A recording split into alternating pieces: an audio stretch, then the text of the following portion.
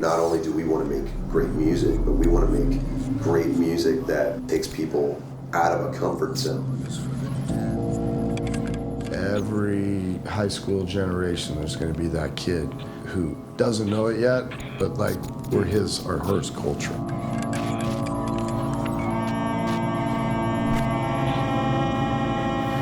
They have one common goal, and that's to be the biggest band on earth. With my face against the floor, I can't see who knocked me out of the way. In 16 years, they've been one of the more controversial bands in metal. They've faced death without self-destructing, and now they've returned to the UK. Slipknot are back.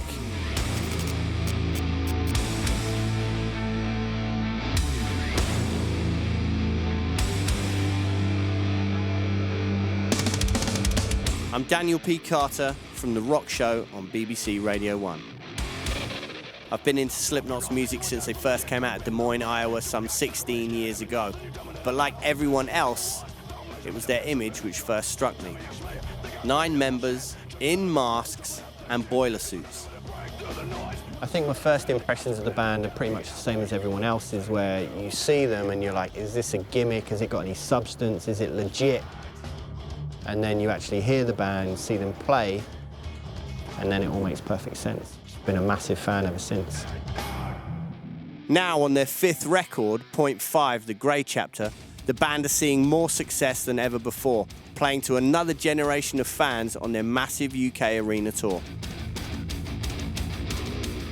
I'm heading backstage on the final show in Birmingham to check out their new masks, get exclusive access to their backstage area, and find out how they've kept things together after the passing of founding member Paul Gray. Sitting down with me is singer Corey Taylor, guitarist Jim Root, and percussionist Sean Crahan, aka Clown. Take it away, Dan. That makes it instantly feel like that there's something important about to happen. Slipknot first made waves in the burgeoning new metal scene, but today this is a band also realizing that they're now elder statesmen of metal. You know, I asked my wife, been married a long time, you're my best friend. I need a fucking straight answer. I'm like, am I, in this life, gonna be known as the Clown in Slipknot? And she just looked me right in the face and goes, yes, get over it. And I was like, basically, I guess I just found out that I started a pretty big band and I'm in a pretty big band. And it seems like we've influenced so many different bands. I mean, those kids from 5 Seconds of Summer were wearing Slipknot shirts. And I'm like, really? What? Yeah. But then, hey, why not? You're one of those bands that just seems to transcend the genre. Which is strange when you think about the kind of music that we make. It's relentless. I mean, It is just go, go, go. You know, but that shows you the kind of world we live in. You know, we're an extreme band like us can have such a, I hate to say it, a mainstream appeal. What does that say about society? You know? It's insane. The band didn't always have crossover appeal, but ever since the chaos of their shows in the late 90s, they've always been notorious. The aggression of their debut record and their use of samplers and scratching set them apart. They were impossible to ignore. We were such dicks back then that younger dicks back then. We had serious conversations about breaking up after the first album because it was just like, well, where do we go from here? You know, like, does it get better than this? Who would have thought we would have gone platinum? But we were like serious, just like, you know what? Let's break it up. Sex Pistol style. Screw you. That would have been brilliant, you know? Yeah. But then I think about it, it was like, we wouldn't have had Iowa.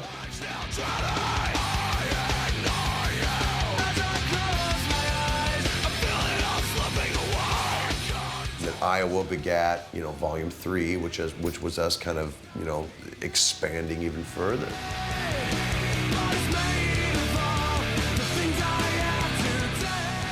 But I wouldn't have thought years ago that we would still be doing this, you know, at this level.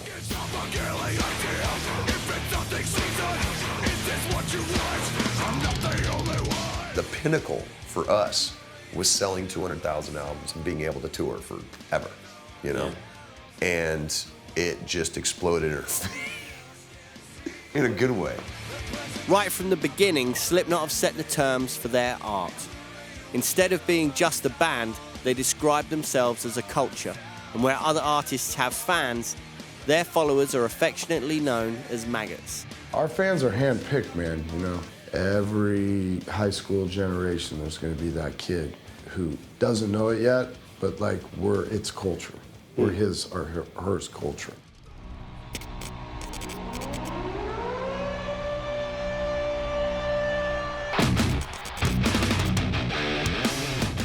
It's the kind of band that you can't like casually, because they've got like, they have their own sound and their own image and their own fan base, and it's just like, it is a whole experience.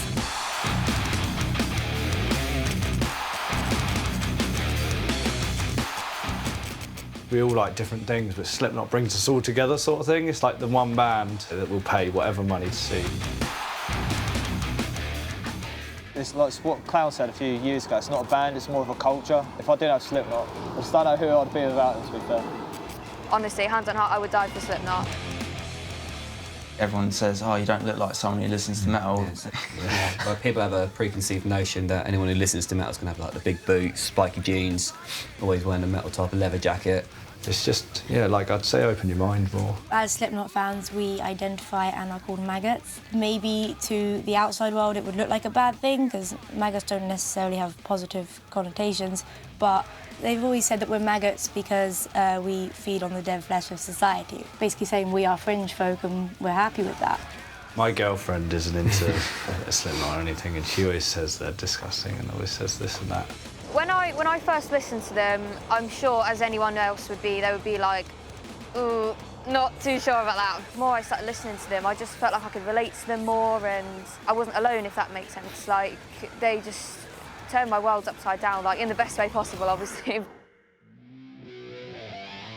Slipknot's new support has been inspired by Point 5, The Grey Chapter, their first new record in 6 years. The 2015 tour in support of the album has seen tens of thousands of fans descend on arenas from Glasgow to London. It really only is about those kids in that stage. I like making records, I like making videos, I like living in LA, I like traveling, but it's all about playing live. When you come over to like the UK and to Europe, you get a different vibe from the crowd. When they get jumping, the entire crowd starts jumping, which you don't really get much of that in the States. Yeah. And it's been that way every show we've done. It's going to be unbelievable tonight in an arena. A lot of fire. Yeah, pyro from the pictures I've been seeing. Carnage. 100% in your face, full throttle, just absolute chaos. I think if you've never been to a Slipknot show, prepare to go in expecting that you're gonna be like beaten up in an amazing way. Like I wouldn't bring a bag or anything. This tour so far has just been out of control. And that's kind of the reason that we wanted to do such an elaborate tour of the island as it was. I mean, this place kind of helped build us in a way. Yeah, definitely. And obviously coming back and playing Wembley was unreal, you know? I mean, all these people are talking about being at the Astoria in 99. Yeah. Now people will talk about being at Wembley in 2015.